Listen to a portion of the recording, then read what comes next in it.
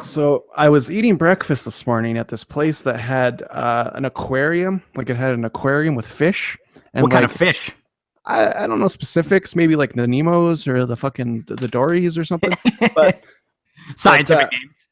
did you ever when you see a fish tank, do you ever hold your breath so that the fish don't feel so threatened by your breathing ones? Your Sometimes I your look at them. ability to breathe? I Is just that hold what you're asking? I just hold my breath beside the tank so that they don't feel so threatened as I'm gazing upon them. You know. Well, you see, I do have questions. I do have questions for you now. Are you aware that fish have about a 10-second memory span? So even if you do that to make them feel more comfortable, they will just immediately get uncomfortable again. Well, here's the thing. Can only hold my breath for about 20 seconds. So They're Buck. They're perpetually uncomfortable. They're fish. they're in a tiny tank. They Tiny got tank. it was like the size of it was pretty big. It was the size of a wall, but like they got like the Nemos and the Dories and the I don't know any other fish. I know nothing about fish. I couldn't even come up with goldfish. And I And know Nemos and Dories are also not a fish, so you actually don't know any fish. oh, If we want to okay. get into it. Let's rub it in. Today it's big fucking cans night. Before you say anything about my giant Razer headphones, I didn't buy these. Razer just sent them over because they're good people. So, Oh, God bless. so you know.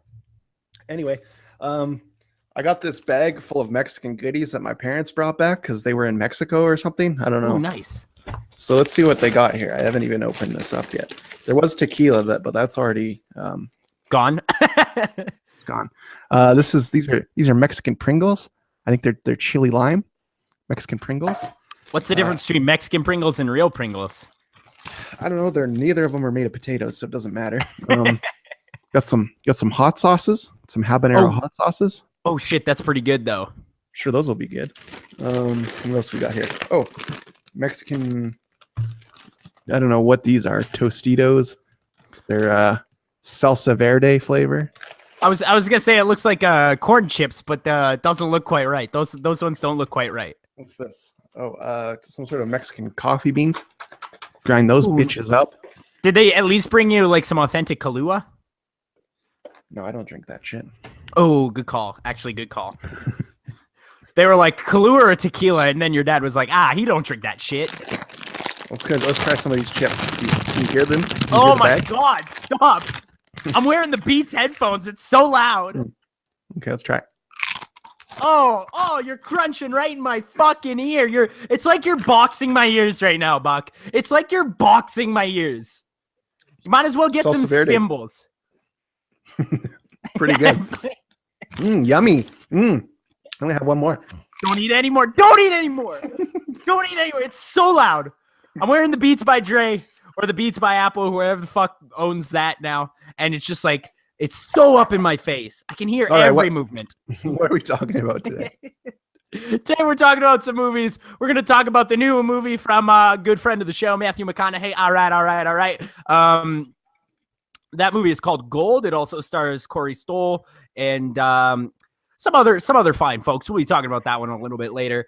We're also going to be talking about Underworld, Blood Wars. It's the fifth install. I don't know if I missed a bunch, but like I knew what was going on still. So like I don't. Well, here's the thing. I watched all 5 this week, so I've got some insight on this once we get to it.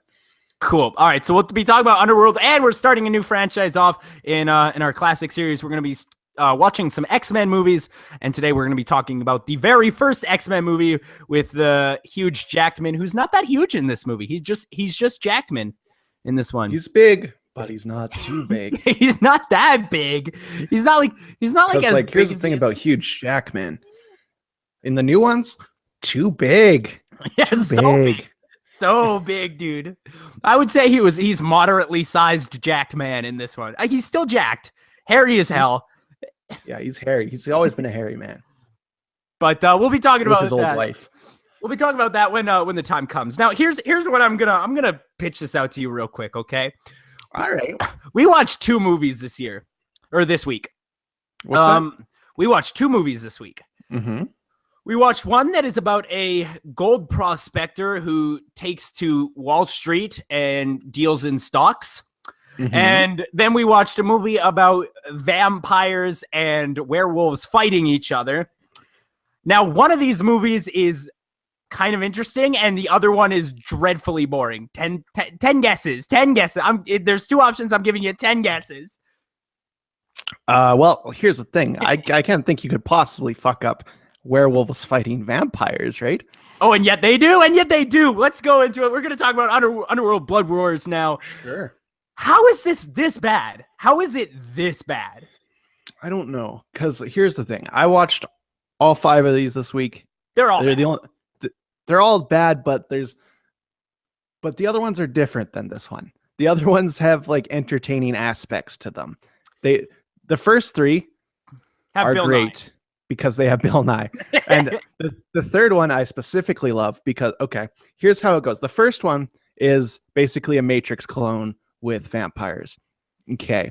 The second one is basically an Alien clone where the alien is werewolves. Okay, cool. The third one, now this one goes back, this one is the prequel, so it goes back like 1,000 years. So this one's a medieval movie with Bill Nye and Michael Sheen, and that's for sure. Okay, we'll go with that. Then you get Underworld Awakening Part 4, which is basically the one where they go into the far future. So this one is Terminator with vampires. Okay, now we get to the one we're talking about today, Underworld Blood Wars. This one is not anything. Vampire politics? Yeah, what the fuck? Okay, here's the thing. As you were describing all of those movies, here's the problem with this movie franchise, is that while every single one of those movies sounds extremely familiar, and I'm pretty sure I've seen them, I'm also pretty sure I haven't seen them. Like, because I remember all of that. But at the same time, I just don't think I've actually seen them. Like, I don't know. Like, I know I have. It's just like, I feel like I forgot about all of them except for the first one. Well, they're the most generic sort of like action fucking Gothic monster movies. Goth, yeah. That you could possibly make. They're the most generic thing ever. And you know, I think the first couple are at least worth a watch because there's some interesting stuff. There's the werewolves are pretty cool when they're biting people's face off. Cool, sure. If that's what you're looking for, if you're in the mood for that shit, does the job. Yeah, but this one is just like I was watching. I'm like, this is unflinchingly boring. Like I can't even for the first like 50 minutes, I couldn't keep my eyes open. Well, like they keep talking about like the council and like shit like that, like all this vampire politics, and I'm sitting there and I'm like, all right, eventually some werewolves are gonna fight some vampires, and eventually they do. But guess what? The action sequences are almost as boring as the rest of the movie, unfortunately. We'll just skip ahead right to the ending fight because that's where most of the content comes in. There's one thing that I really thought was hilarious. Like I wish they would have like leaned on it a little more, is the fact that they were having a fight with machine guns. Werewolves versus zombies. They were having a fight with machine guns, and bullets don't kill them. So, yeah. so like that's a hilarious concept because they're just like blasting each other full of fucking lead, and it's like, okay, it's not doing anything. But like, why didn't they lean on that joke a little more? That's fucking hilarious. Like, another thing that I do want to mention about that final scene as well is, yes, that is hilarious.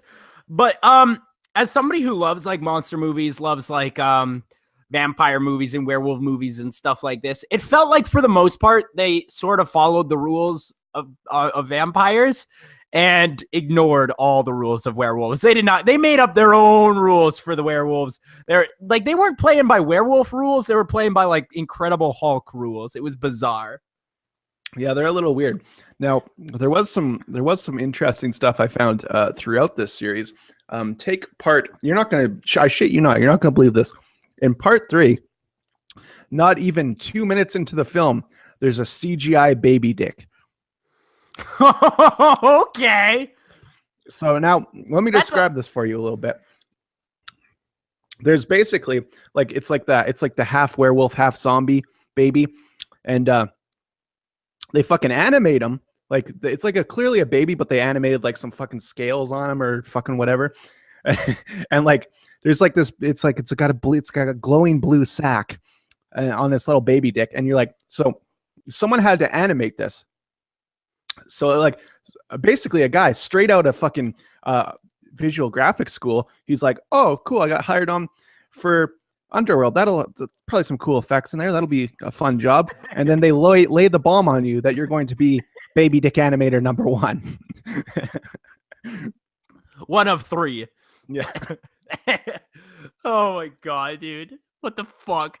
That's another thing I wanted to mention too, is that this is I think it's a $70 million movie. And it doesn't look like it. It doesn't look like a movie that was released in 2017 either. The CG is like, it's really bad. Like, it's got like that swift look that you see in some early 2000s CG where they don't want you to see how shitty it looks. So they just, they hide it in shadows and shit. So exactly.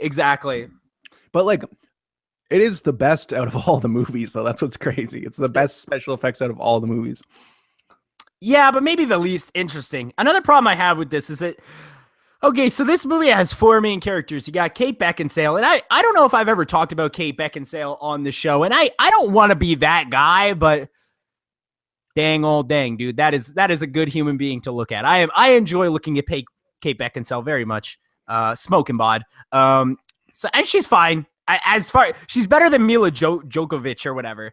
That's what I agree. That's all I'll say about Kate Beckinsale. Because Underworld and Resident Evil, like, that's the same shit, right? Like, that's just the same shit. Essentially. Yeah. I would say actually Resident Evil is probably more entertaining though. Oh yeah, absolutely. I totally agree, dude. I think Underworld, here's the crazy thing about Underworld is that as far as blockbuster franchises go, it is barely scraping by. If you look at their numbers, every movie they make, they make barely enough money to justify a sequel. Like, barely. Why though? Like, why do they keep making them? Because this one even sets up for more. So it's like they're gonna just keep going. But here's why I think is that there has to, and like absolutely 100%, there must be people in the world who truly believe that the Underworld franchise is the finest cinema franchise in history. There has to be those people. I could see it as like a guilty pleasure thing, but like I don't. It's not something you talk about, and it's certainly not something you go and see at a theater where people can see you walking in and see what movie you're looking at. I feel like for most people, Resident Evil like fills this niche market well enough. Why do we like? They're making Resident Evil the final chapter, but that's clearly not gonna. They're gonna make like 10 more. Probably. Oh, of course they are, dude. Paul W.S. Anderson. Why would he stop? Yeah, dude. It's free money. He's printing money. Why would you stop? It's like, and the Resident Evil movies, like, if you look at their numbers, they're actually making a decent profit on those movies. Not great, but decent. They make money off those, man. Underworld is barely scraping by, and I'm not just talking like the last 3 movies. All 5. All 5. Well, see, they bet like they're like, okay, we're gonna make Kate slip into this leather jumpsuit, and that's gonna sell the tickets. It's like, okay, but like, already seen it 5 times. Do we need to like? Could you? Now this one, I think they did try and change it up because like they made all the bad guys like these sexy vampire ladies. So it's like this one's got like they're leaning on the sex appeal though. They really are. Well, I mean, it's to a point where you got nothing left, right? This movie had half the budget of the 4th movie. Okay, I can't do it all. So, I was just saying this movie had half the budget of its previous film. So that means that obviously they're getting ready to let go of this one. This movie is made on $35 million, which for a Hollywood blockbuster is pretty pitiful. Yeah. And their lead guy is like that fucking guy from like a Divergent detergent. Yeah. Bleach detergent. Theodore James is incapable of acting as far as I'm concerned. I don't think he's ever done it a day in his life. I have a question. Why don't your eyebrows move, bro? Like, what the fuck? Like, aren't you like 20? Why are you getting fucking Botox injections into your face? Like, his face doesn't fucking move. It's wild. Well, and they gave him like those contacts to make him look like a freaky monster man. And I'm just sitting here and I'm like, I don't care. Okay, so this movie has 4 main characters. You got her, you got Theo James, the character who is he's a good guy for no reason, and I think that's a problem. He's just sort of there to be a token male. Well, he's in the previous one, and he like helps her or something. Yeah, but like, but why? The thing I appreciate about Underworld movies is they know you've probably not seen most of them, so they recap the entire thing at the start of every single one. Yeah, there's a previously on. I love it, dude. It's like they used to do that on Friday the 13th as well. I love it.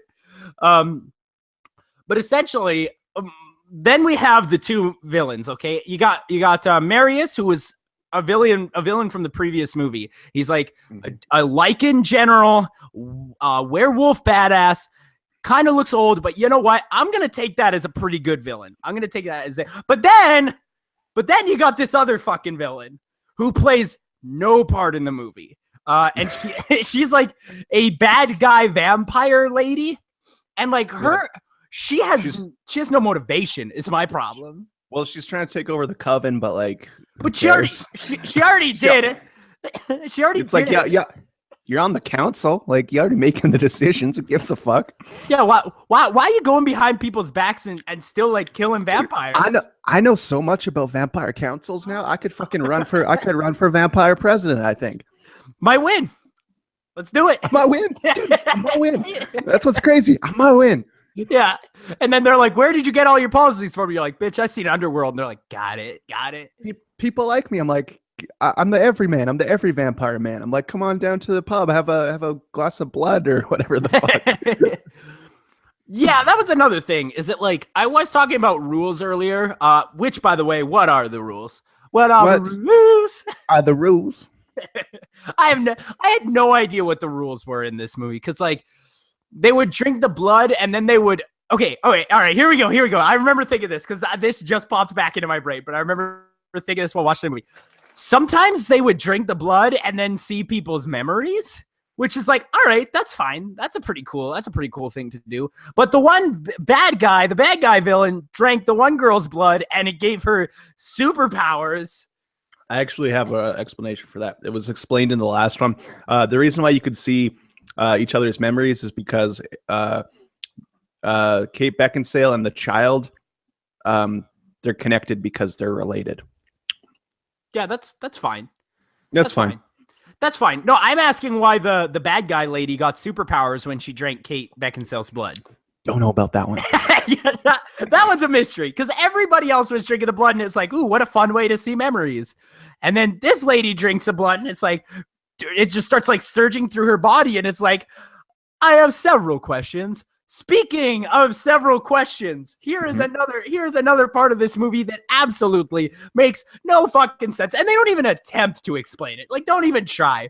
So, about halfway through the movie, Kate Beckinsale's character dies. Mm-hmm. And you're sitting there and you're like, oh shit, that's a pretty good plot twist. And then, sure. The movie just continues on. Theo James is the main character now. I'm not super into it, but whatever. You got to do what you got to do. And at least they were trying to put something interesting into this movie. Uh-huh. And so Theo James is the main character. And then they start like the big final battle near the end of the movie. Kate Beckinsale just rolls up. And I'm like, yeah, she shows up like Gandalf the White in Two Towers. And you're like, oh shit, you're in the woods. And it's like, oh, because you're the Christ-like figure in this film. Yeah.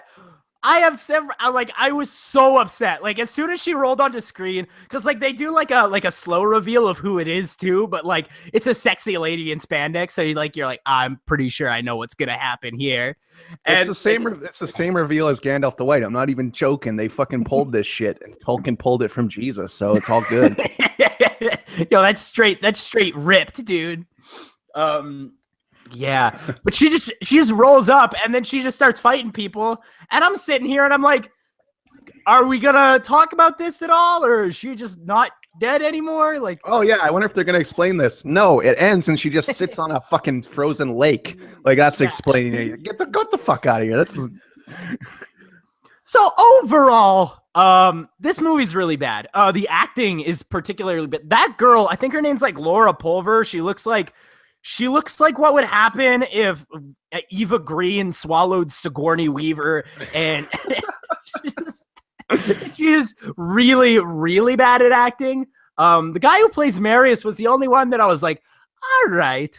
Actually, you know what? I always liked Charles Dance. Charles Dance was like Theo James's character's father who dies in this movie. Spoilers, you don't want to see this movie anyway, so it doesn't matter. It's the worst one. Watch any other of the, like, it doesn't matter. You can watch any. That's the good thing about this series. You can watch anyone.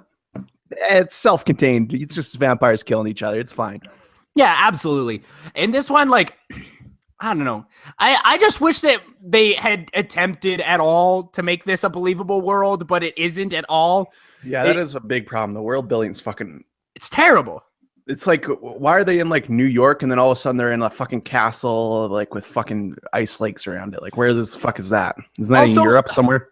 Also, like, when was this set? Because sometimes they would be, like, using bow and arrows and fucking swords. And then sometimes they'd be using, like, these, like, highly advanced pistols, like Bayonetta-ass style pistols with fucking super high-tech sun bullets. Like, yeah, it is in the future. Because the last one was 12 years from the present. So... it's probably like another 5 years after that or something. I didn't know. I don't know exactly. But like, then there's like a part where they bring swords to a gunfight and like all the people with swords keep getting shot. Oh yeah, that was wild. I was like, here we go. And it's like, they're like, we can win with swords, you know, because we're pure warriors. And that's actually one of my favorite scenes is when he rolls up to the coven with just a sword. And and he's like looking at all these dudes with fucking fully automatic fucking laser pistols, and he's like, I am the true king. It's like, oh, are you Aragorn from Lord of the Rings? Holy shit, this movie's Lord of the Rings. This movie a lot of shit is just straight lifted in this movie. But yeah, like, they're fighting all these people with guns with their swords, and they're getting wasted, and everyone's like, why are we losing? And it's like, because you brought swords when they have fucking rifles. Like, what? It's silliness. It's silliness. It's nonsensical. And like, honestly, I think this movie might be good for like 14-year-old brains, but like, I have an adult brain. Yeah, like, so boring. Like, like at least the other ones, like, it was like fucking Beckinsale jumping around in spandex. This one, she barely even jumps around in. Well, I think honestly, I think this movie is for like 14-year-olds because 14-year-olds don't understand art, so they think that Gothic is art, so they might truly enjoy the aesthetic of this film, even though it is not good. That freaks me out, man, when adults like are super into like Tim Burton. Like, and they got like a fucking, what's that Nightmare on Elm Street on Christmas. Yeah, when so it's like, hey, you're 30. Why you got that tattooed on your body? yeah, and like, it's always in the worst possible place too. It's like a place where, because like, if I were to hire somebody, if they showed up and they had like a Tim Burton tattoo on their neck, I don't even think I'd consider them. Like, even if they were I would ask them to leave without even conducting it. I'd be like, you won't fit the culture here. I'm sorry. Yeah, this is not gonna work out. And he's like, why? And I'm like, not a cultural fit. I wouldn't even give him an explanation. I'd just be like, yikes. Hey, you really into Tim Burton and you 30? Look, I got a fucking Iron Man poster on my wall, but like, here's the thing, not tattooed on my body. Yeah. I have like a lot of shit in my house, and the only tattoo that I have is hidden because I'm somewhat ashamed of it. You should be. Don't even say it on air because it's so offensive that you own that. Yeah, that was sort of like somebody convinced me to get it. It's not too bad. Not too bad. It was like $40, so I don't feel that bad. You should have just got your fucking dick tattooed on your dick. Who's saying I didn't? Who's saying I didn't get that, Buck? Who's saying I didn't? All right, summer blockbusters. We love summer blockbusters. Okay, let's talk for a moment about summer blockbusters, because look at the lineup from this year. Holy shit, it is just so much better than last year. Yeah, and like, I can't believe people were like trying to convince me that like 2016 was a good year for movies. There's good movies, but there's good movies every year. There wasn't a fucking good movie every fucking weekend like what we got right now. Yeah, dude, this is gonna be a crazy summer. I haven't seen Logan yet, but I've heard that's fantastic. I have seen Kong, which is also fantastic, but we'll be talking about both those movies, I'm sure, down the road. But right now it is March 26th, and as we march into the summer blockbuster season, Buck LeDuc and I are gonna count down our top 5 most highly anticipated movies of this summer. Buck, why don't you take it away? Why don't you go with your number 5? Well, coming off the highway to the freeway to the Oscars, we're now on the boat sailing to summer blockbusters, and one that I'm looking for is coming up. I believe it's next weekend. Now you're gonna think I'm crazy for this, but I really want to see. I really want to see Ghost in the Shell. What? Okay. I'm gonna stop you there. Why? What part of Ghost in the Shell is alluring to you? Other than Beat Takeshi is in it, and that dude is amazing. Well, I'm intrigued by the aesthetic. I'm intrigued by the controversy. I'm intrigued by the embargo. I'm intrigued in the whitewashing scandal. I'm intrigued in what this could possibly be. I just want to see it. I want to see like how crazy they take it, because you know me, I want an insane blockbuster, and this looks like it has the formula to be just absolutely bananas. I'll give you the aesthetic, though. Honestly, I will give you the aesthetic, because I will agree, Ghost in the Shell does look like it has sort of like a more Japanese, like derivative, Blade Runner type style. Yeah, it looks like Blade Runner, which I'm also excited for Blade Runner. Yeah, that one's a little bit later though, right? I think that's fall, or it's not in the summer, but it's coming. Yeah. It is coming out at some point. It's later. So my number 5. Look, I'm not a big fan of Marvel, all right? I don't think that Marvel makes some good movies. I think they make some bad movies, but not when James Gunn's at the helm, baby. Oh, James Gunn, he's too good. James Gunn's at the helm. He's that weird indie director that accidentally got picked up, and now he's never going to stop working, and I love it. Yeah, and like my favorite part is we're talking about Guardians of the Galaxy Volume 2, by the way. My favorite part about this is that James Gunn will also never ever take direction. No, like you can't send him a note that's like, hey, we need this movie to do such and such a thing. He'd be like, nah, I think I'm all right. I think I'm just gonna take this my own way. Absolutely not. They're like, we can't have Michael Rooker in a film. That's insane. No one's gonna want that. And he's like, let me see what I can do with that. And it's like, okay, let's fucking figure it out then. James Gunn is the anti-Zack Snyder. He exclusively does his own thing and exclusively does not take direction. This happens to be my number 4, so. God bless! Dude, I'm actually really excited. Vin Diesel is coming back for reasons I cannot explain. But Michael Rooker, okay, here's the thing. We all know I hate Michael Rooker. Because he was rude to me once. But his face being the biggest thing on the poster is so offensive to me. Because I don't want him in the movie very much. Buck, you're muted. Buck, you are currently muted. Is that true on the official poster though? Yeah, yeah. That was on the official poster. No. Are you sure? He's small on the official poster. What you saw was some other poster. I saw a poster where his face was the biggest thing on the poster. I was livid, dude. Dude, just type in Guardians of the Galaxy poster. Guardians of the Galaxy poster. Yeah, but like it's a new one. It's a new one, so it won't be the first thing that shows up. They're gonna show me like the big ones that are going in theaters and shit. But this is the new poster. You know what? I'll look it up later. But either way, I'm offended that Michael Rooker is going to be in this movie a lot. Other than that, Kurt Russell is Star-Lord's father. Yeah, I'm into that. I'm 100%. Yeah, it should be all right. I am super both interested, fascinated, and just excited about Kurt Russell's resurgence. Yeah, it's been fantastic so far. Kurt Russell is back, baby. I think we can officially say he did Hateful Eight, and then he was in the Fast and Furious movies. And dude's never looked better. He was also in this awesome Western that you haven't seen, but it's called Bone Tomahawk. And it's like this movie about like these fucking cannibal Indians that like fuck up this town. It's fucking awesome. Dude, it's like 3 hours long.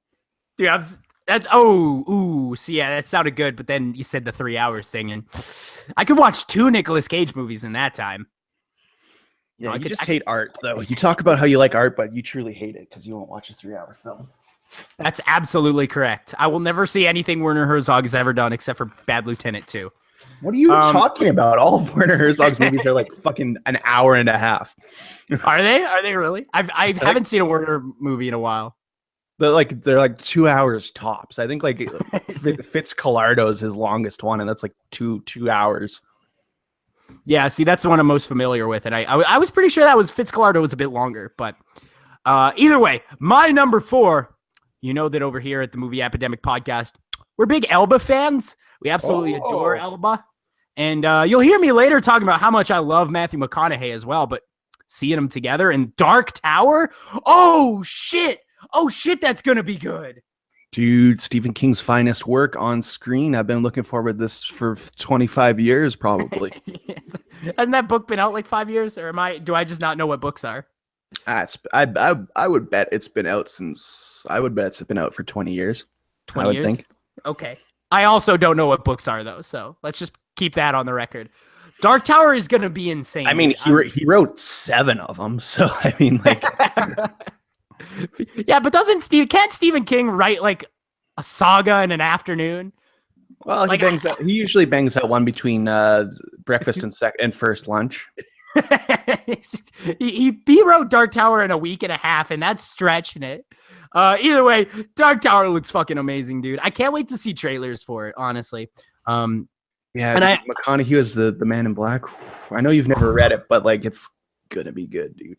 I've read some of the they did an adaptation in graphic novel form, and I read 1982. 1980. No, wow. Okay. Whew. So let it show on the record. It's 35 years old. Let's show on the record I do not know what a book is. Yeah. I've never read a book. What is your number 3? My number 3. Now this one's like a, sort of an obscure indie, but I think it's gonna go into theaters. So it's the new Ben Wheatley movie. It's called Free Fire. I have not. It stars our boy Cillian Murphy, Brie Larson, Armie Hammer, and it's about like gun trades, and then they, get into like some gunfights or something. I don't know. It looks awesome though. Ben Wheatley made a movie I really liked last year called High Rise, so I'm excited. Is that going to be the War Dogs of this year, do you think? I think it might be. I think it has a pretty good chance of being the War Dogs of this year. Awesome. I'm very excited then. We'll have to check that one out when it comes out. My number 3. Look, we've talked about this movie at length. I'm really excited to see it. You're really excited to see it. The audience is excited to see it. Everyone's excited to see The Fate of the Furious. Oh, yeah, absolutely. The Fate of the Furious is going to be one of the most unreal blockbusters of all time.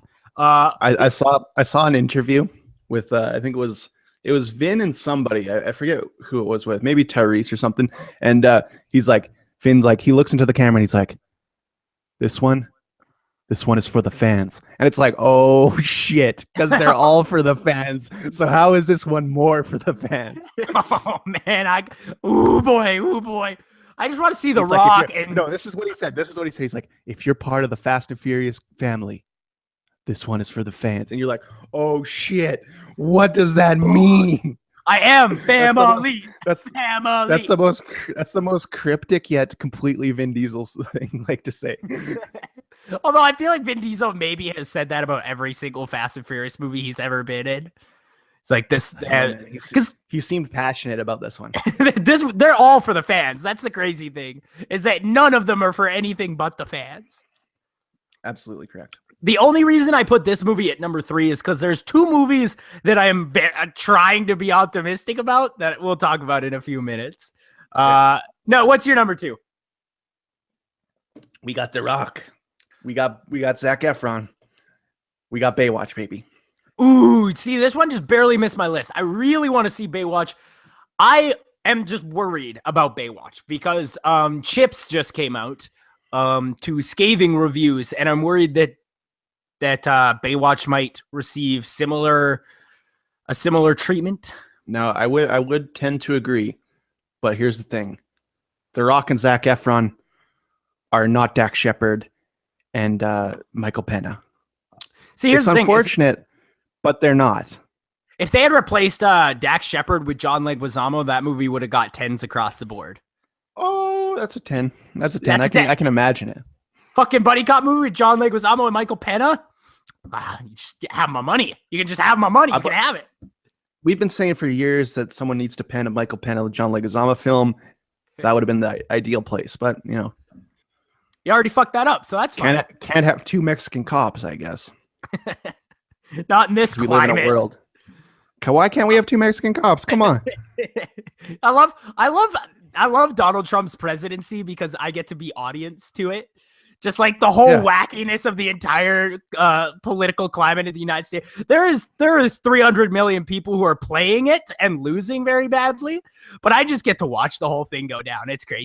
We're watching from the shores and fucking binoculars from our fucking porch with the polar bears. We're loving it. Yeah, it's phenomenal. My number 2. This is a movie I'm not certain is gonna be good, but I really want it to be good. My number 2 is War for the Planet of the Apes. Ooh, the apes are back. You know I love monkey movies. Like, I will see any monkey movie, ergo I will see Kong and Planet of the Apes, but I don't know. We'll see. I mean, they're good. It'll be fine, I'm sure. But I don't think it's going to be anything groundbreaking. I don't know. Monkeys riding horses in the trailer is really sold me because I love monkeys riding horses. Riding horses, animals on animals. Yeah, that's really good content. That's fantastic content. Oh, that's the greatest content I can think of. Which is why I'm really excited. What it would be your number 1, sir? Most anticipated movie.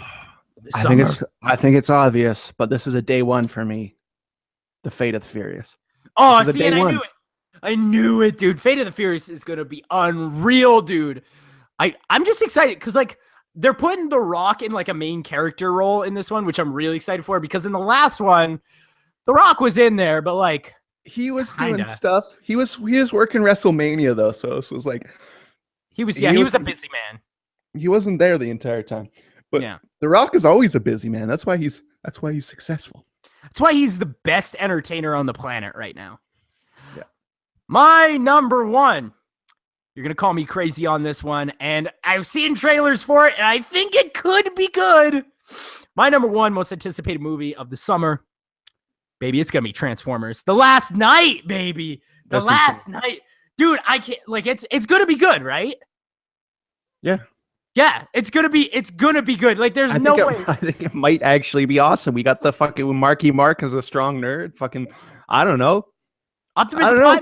Optimus Prime is the bad guy. I'm in. Kelsey Grammer's already dead. We don't need to look at that dead ass anymore. Like, I'm excited. I think that this movie could be really good, and it could be the start of like a new, maybe like even a new direction for the Transformers franchise. Yeah, this one's gonna be good, dude. Because like they fucked up 4 times in a row. Because you gotta learn from it at some point, right? You gotta really Sandwich Wiki. You have to find the Allspark. No more of that shit. Yeah, none of that. Just say they're robots turning into cars. I don't need science. I don't need a cube. I don't need a magic rock. I don't need computer chips flying through the air.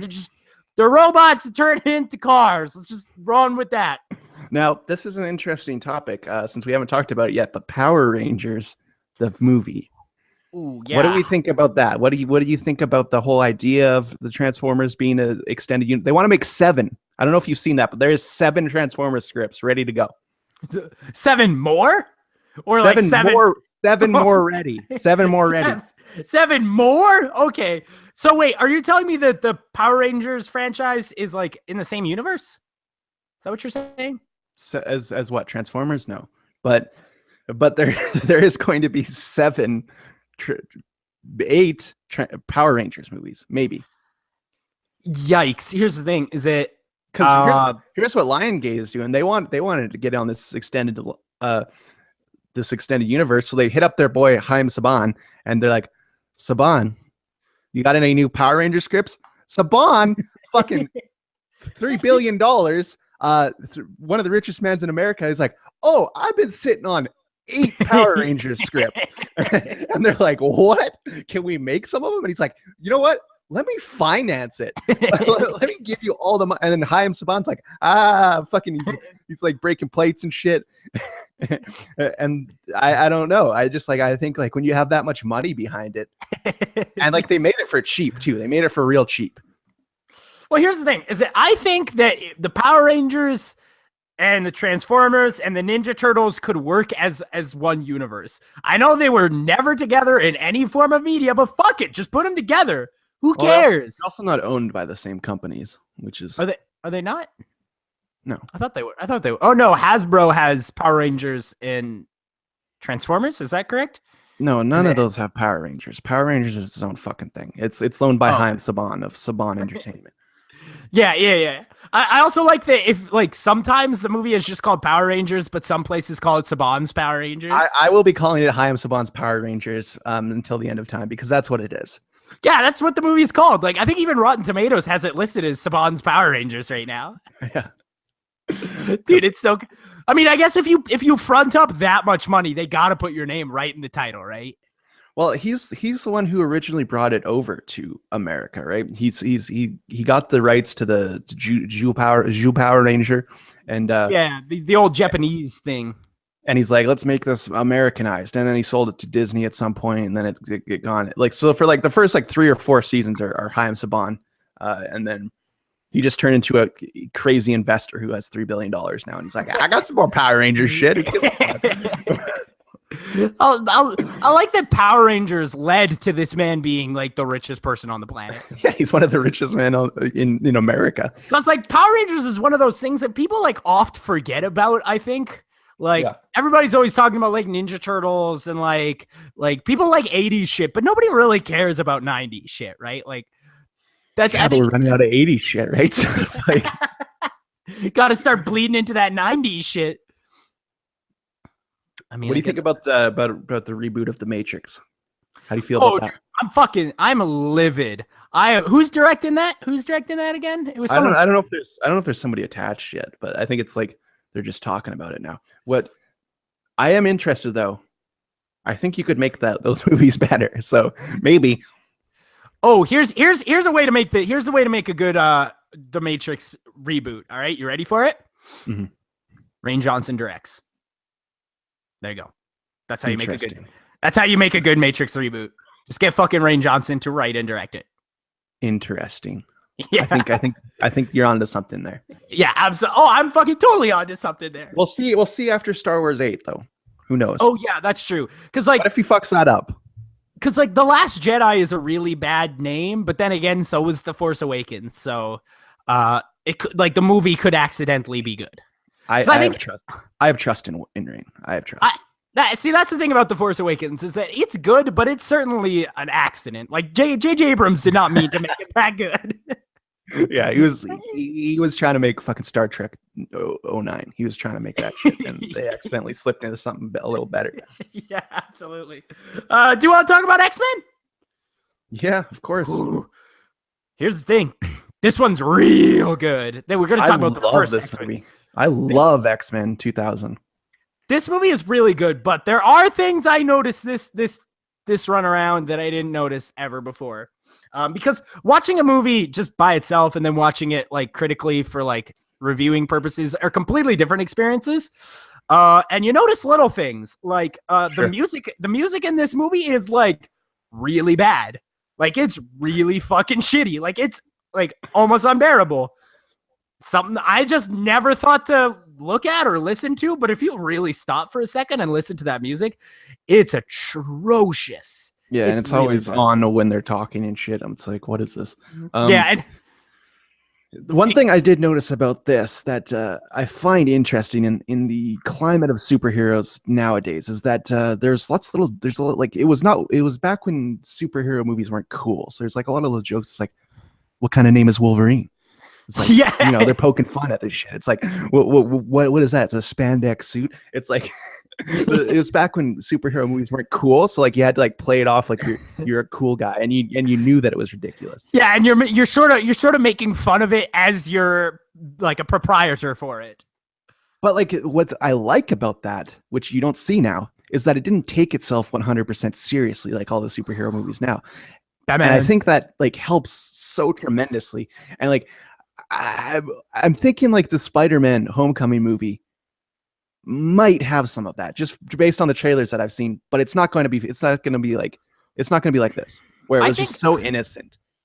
I think like the problem with the Marvel Universe. And I think with the movies that we're getting this year, I think Disney knows this is the problem, is that we got Captain America out here just like literally never cracking a smile, like never once. Did you hear that Chris Evans signed on for 14 more years of fucking Captain America? No, god damn it, dude. How do you sign a bill that says like, I will do this for 14 years? My career will be at a standstill and I will only do this for fucking almost the rest of my life. Yeah, he's like, I can't see a time where I wouldn't want to do it. I'm like, okay, but you can't be old in 14 years. Yeah, but you've been doing it for what, like 6 years? Okay, think about what the next 6 years, and then 6 more years after that, and then 2 more years after that. That's a lot of time. But yeah, like you got that. He's never cracked a smile. Even Iron Man, like he makes little jokes, but it's mostly straight face jokes. So like they're taking itself really seriously. Whereas something like Spider-Man and like even Thor Ragnarok, like it seems like they're gonna get silly with it, and I'm excited. I'm excited to see some silly shit. And DC is taking it the other way, which I disagree with. Because they started to go silly, but like dark silly with Suicide Squad. Because they're like, we get it, this is silly, but like let's still play it 100% seriously. Mm-hmm. And that's what they did. Either way, X-Men, Hugh Jackman, dude's the greatest thing ever. Yeah, he's so good. This was his early career though, and this is like probably the only movie I've ever seen with Hugh Jackman where you can sort of tell he's not an American person. Yeah, because like he sort of lets it slip. Yeah. I do think I really like this one though because he's like a vulnerable Wolverine. Like he almost dies a few times in this movie. Yeah, it's like because like the other ones are great, but like he's not gonna lose, right? Yeah. At some point, he gets too veiny and big to die. So, and like even when he's like getting cut up, it's like, eh. That's gonna be gone in about 8 seconds. That's fine. Which is actually why we'll talk about it later. But that's actually the reason I really like the Wolverine. But we'll talk about that when the time comes. This one looks good for a 2000 and what was this? 2001, 2002, 2000. This is a good looking movie for that year. Even the CG's not terrible. But this movie had what I like to call the early 2000s superhero effect on it, where for some reason, all these movies, you got the Spider-Man, the Fantastic Four, all this, they all have to start with these weird CG intros where it's like going through, they go through like DNA and it's always DNA. It's never anything else. It's always going through like strands of DNA and like with all the names in them. I really like it in Spider-Man too because it's like DNA with spider webs. Yeah, and in Spider-Man, like the spider webs spell out people's names. That's pretty good. I kind of I miss the crazy intros. Those were so fun. They were so much fun, dude. There's a lot of them. There's probably like 15 of them. Do you think Taika Waititi will bring back crazy intros to superhero movies? I guarantee you, but it will be like all fucking 80s and shit. Dude, I can't wait. And it'll be playing some like classic 80s, underappreciated 80s rock song. It'll be like Pour Some Sugar on Me or something like that. Dude, he's gonna Guardians of the Galaxy the shit out of that movie, hey? Yeah, you probably should. That's like I feel like if you're working for Marvel, you should probably not look at like the Russo brothers for inspiration, which just seems to be what everyone's doing.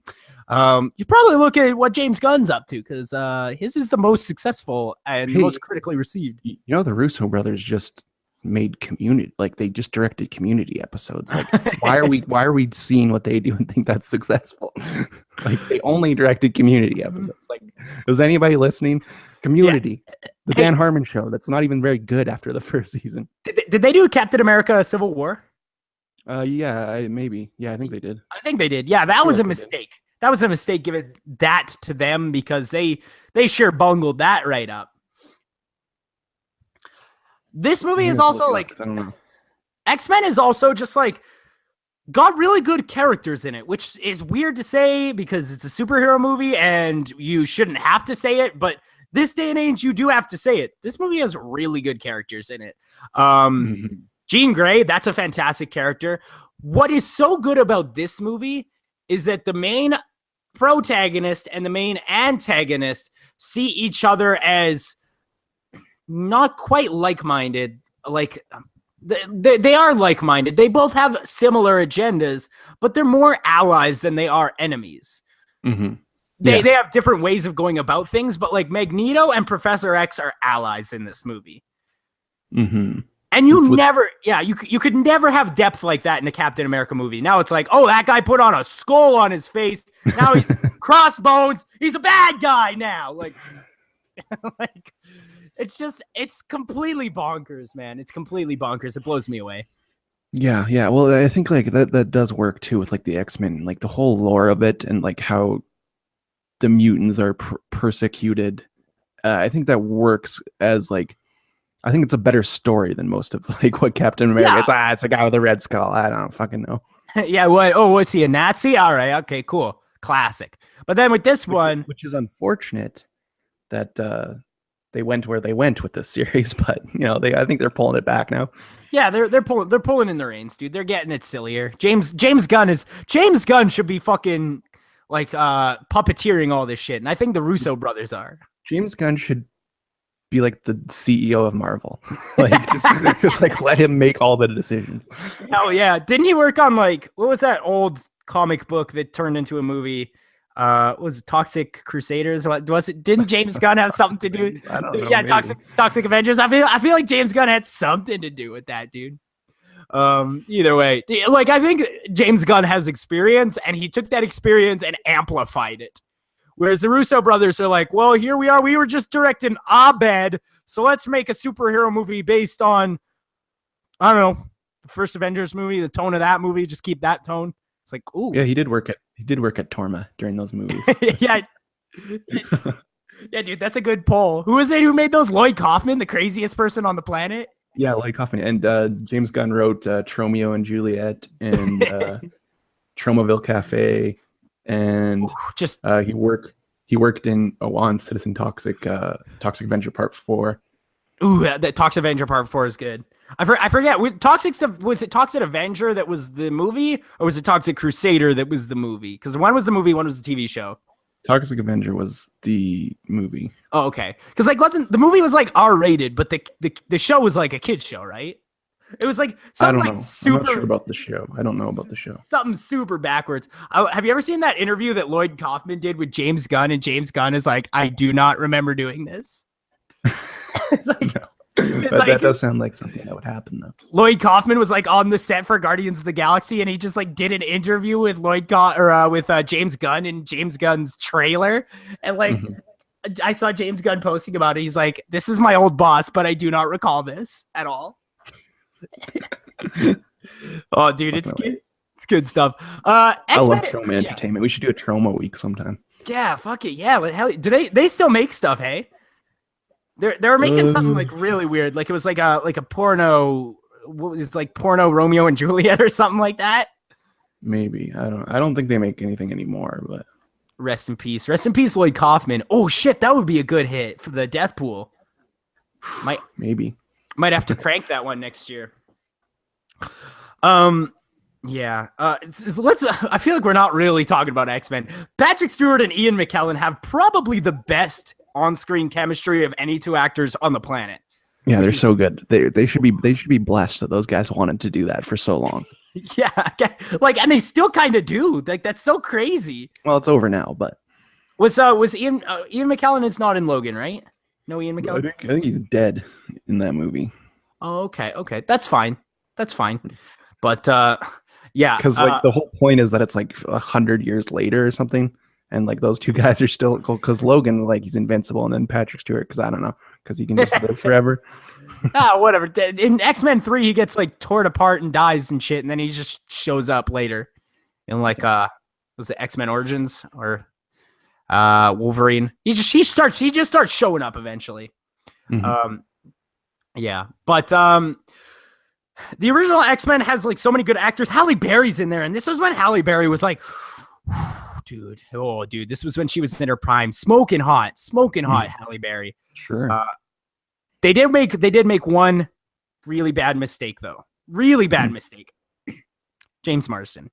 Let's talk about James Marsden and how it's kind of what that character is though. Like I think he plays that character well because that's what that character is. Yeah, he's not supposed to be very likable, right? Yeah. I don't think James Marsden has ever been likable or good in anything, but like I still sort of enjoy seeing him and stuff, but I think I think here I was just annoyed by his character, and maybe that was the intention. That girl who plays Rogue is great. Yeah. Yeah, she's interesting. I wouldn't say she's like crazy good, but like she's definitely not like she's not James Marsden. She's not James Marsden bad. Yeah. One of the guys I think is underrated is that fucking Toad villain, and then they just dismiss him with a fucking one-liner, like the worst one-liner in fucking history. What was it again? Hit me with it. Do you know what happens when a toad gets electrocuted or gets hit by lightning? Oh yeah, same as everything else. Yeah, that's pretty bad. Here's the thing: is that they type that up? Here's the thing: is that they're like, we're making an X-Men movie. At this time, you never know with a superhero movie, right? You don't know if you're gonna make more in early 2000s. So they just made this movie, and they're like, all right, let's pack this movie full of villains. All right, we got Magneto. Great, awesome. Magneto is my favorite supervillain. Yeah, get the big hitter. You got Magneto. What's Wolverine's main guy? Sabretooth. Okay, we got him. Yeah, I started Sabretooth. That's fine. Mystique, great, awesome. Sure.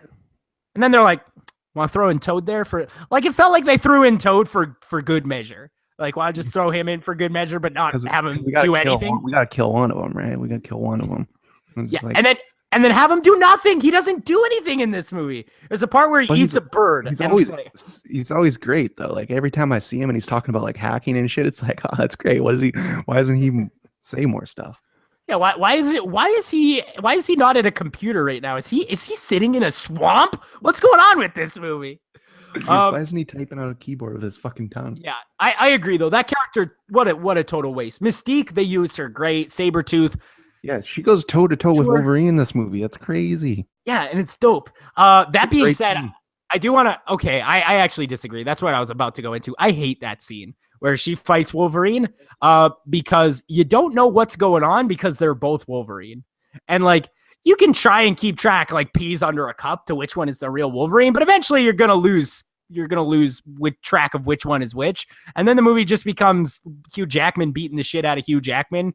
And you don't know whether or not you're happy about it. I think that's a bizarre scene that I think maybe I would have done a little differently. I don't know how you would do that different. Maybe Mystique can turn into fucking anybody. Why have her turn into Wolverine while she fights? Well, turn into anybody else. Turn into anybody else. Okay, that's how you feel. That's one man's opinion. One man's opinion. Yeah. Man, those fucking claws though. Why do they look like that? Yeah, they sure look bad, dude. They don't look too bad until Magneto starts bending them. And like as soon as Magneto starts bending them, you're like, that looks really bad. Hey, why do they look like that though? Yeah, they hurt every time. Oh yeah. Yeah, I was gonna say, what a stupid line. I was gonna mention that as well. There's a lot of silliness though. I think this movie is a little bit contained. I remember this movie being a lot denser than it actually is. Well, you're mixing it up with the second one, which is a lot more stuff happens in that one. And the second one is awesome. The second, I remember this. I've seen the second one pretty recently. I think it was like a year ago, and the second one is awesome. That's the best one. So we'll hit that one when the time comes. But yeah, I like X-Men. I think X-Men is good. I think we've spent too much time screaming about Marvel today, though. So I think we got to move on. If you want to see X-Men, 100% do it. It's great. You probably should have seen it by now. It came out 17 years ago. Anyway, what do we got next? All right. Matthew McConaughey has never looked worse, even when he had AIDS. So I appreciate that. He looks really bad in this movie. The skullet does not work for him. Like he sure looks like. But I think that's why he's so good, though, right? Yeah, he looks the character. He looks like a sleazy stockman, just like a slimy business jizz bag who's getting women he doesn't deserve when he looks slimy. That ugly. Who plays the love interest? Oh, Bryce Dallas Howard. How are you getting Bryce Dallas Howard when you look like that? Yeah, I don't know. Here's the thing about Bryce Dallas Howard. I don't know if you are Jessica Chastain or if you are that other chick. Amy Adams? No, not Amy Adams. The one from Drive. Oh, yeah, I don't remember her name. Christina Hendricks. Christina Hendricks. Those three women look exactly the same to me. I get like at least she wasn't redhead in this, so like I could kind of like dismiss it, but like, god damn, she looks like Jessica Chastain. As far as let's talk about the actual movie. I like this movie. I don't love this movie, but I think that this movie is entertaining enough.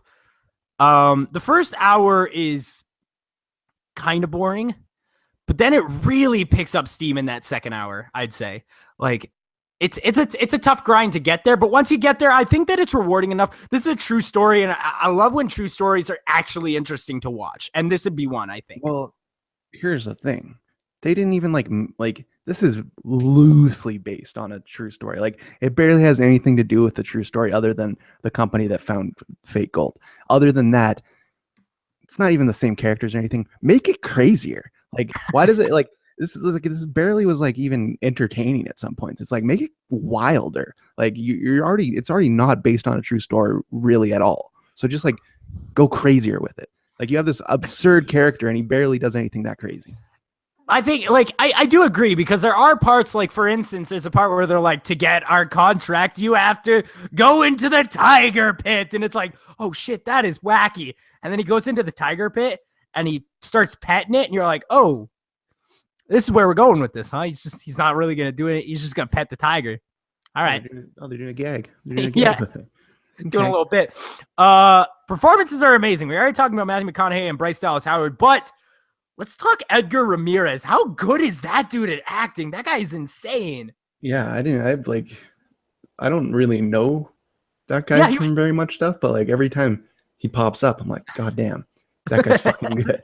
Yeah, dude. He's not really on my radar, but when he shows up, I'm pleased about it.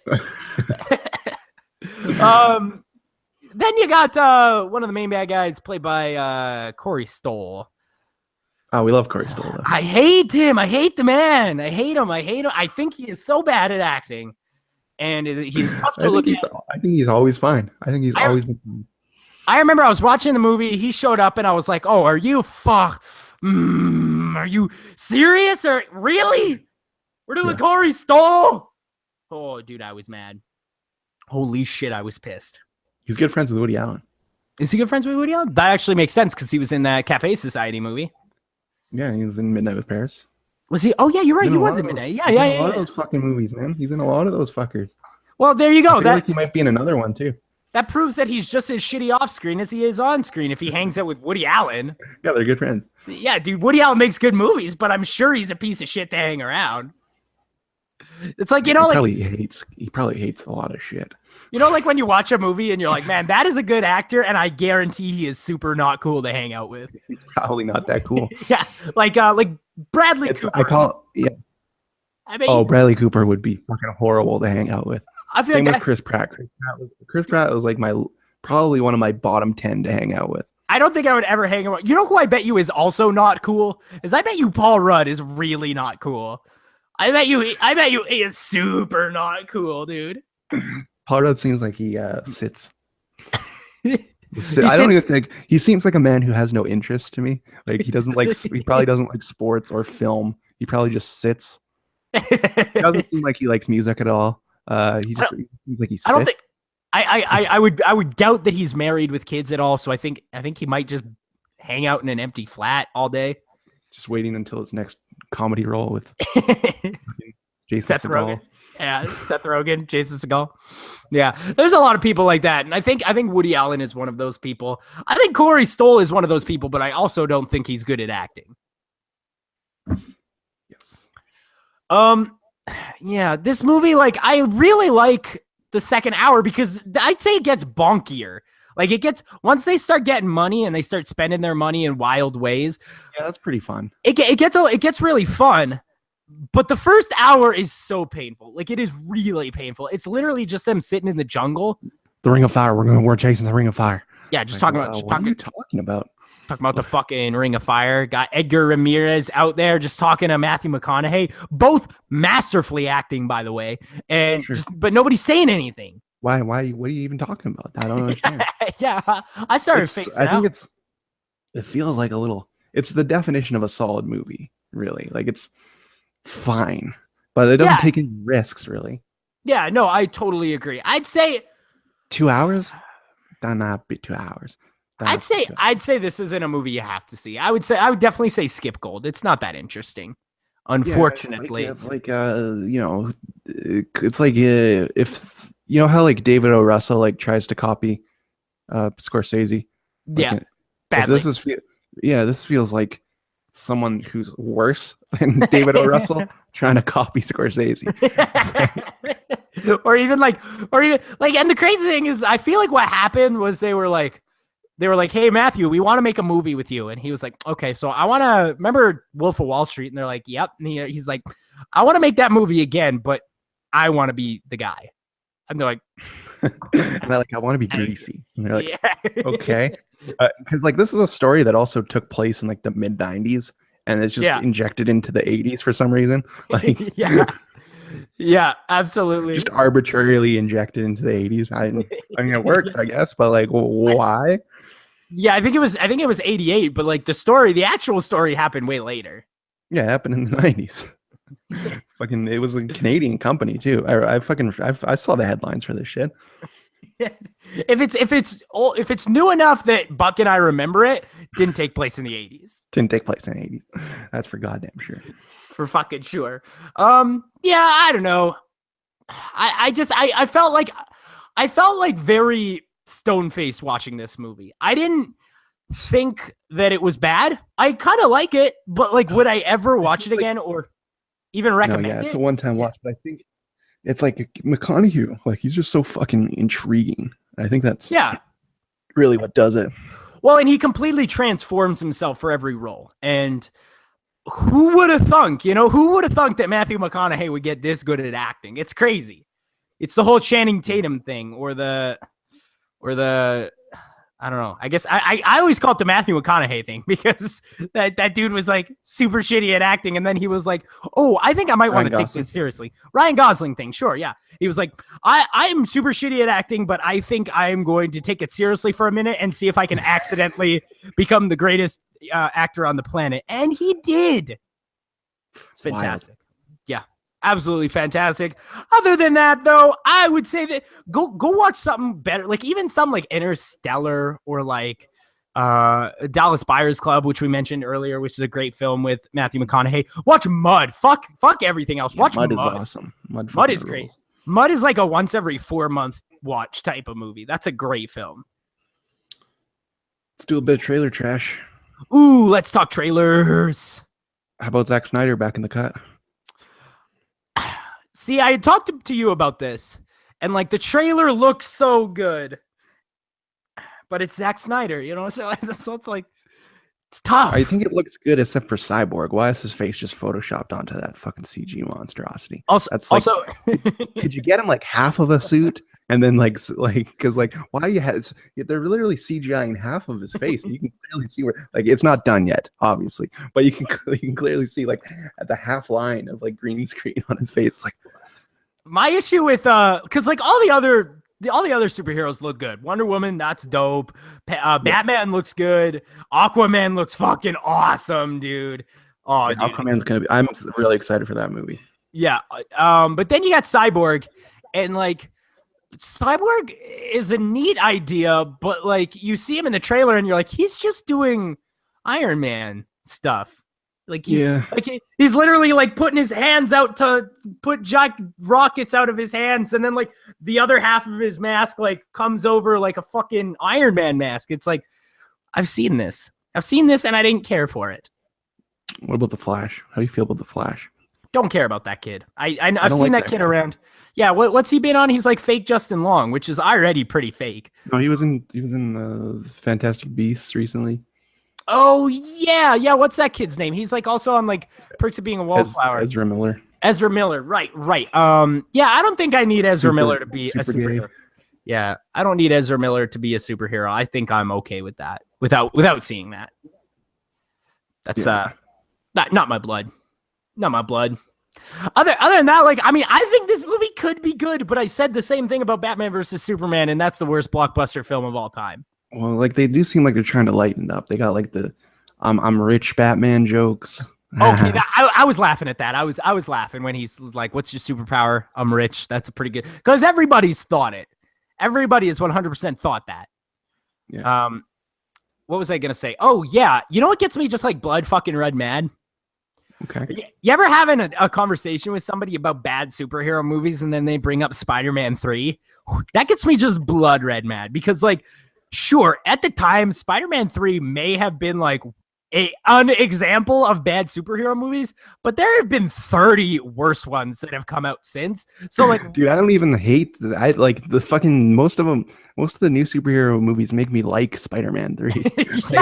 I really like that movie now. Hey, why don't you go check it? They're like, oh, I hate the Spider-Man 3. And it's like, do you like Edward Norton's The Hulk? And they're like, it's awesome. And you're like, get the fuck out of here. One with Tim Roth, get out of here. Here's the thing about Spider-Man 3. Does not take itself seriously. In fact, it's the anti-serious of movies. And that is why it's awesome. There's a part where he's dancing to jazz music doing finger guns with an emo haircut. That is good content. I think Sam Raimi he's a genius. And the fact that he made that movie, because he has no regard. He has no regard for comic book movies. He made fucking Darkman because they wouldn't let him make superhero movies, and they let him make 3. And he's like, okay, well, I can't do this anymore, so let's fucking make something crazy. The crazy thing is that they were Sam Raimi was gonna do another one, and he was like, nah, I think I'm good, and that's why they made the Andrew Garfield one. I can't do another one. I can't do any more of this shit. It's just like bonkers. Like let's go through the gambit here real quick. Okay, first of all, I think the Incredible Hulk with Edward Norton. That's a great example of a super fucking terrible superhero movie.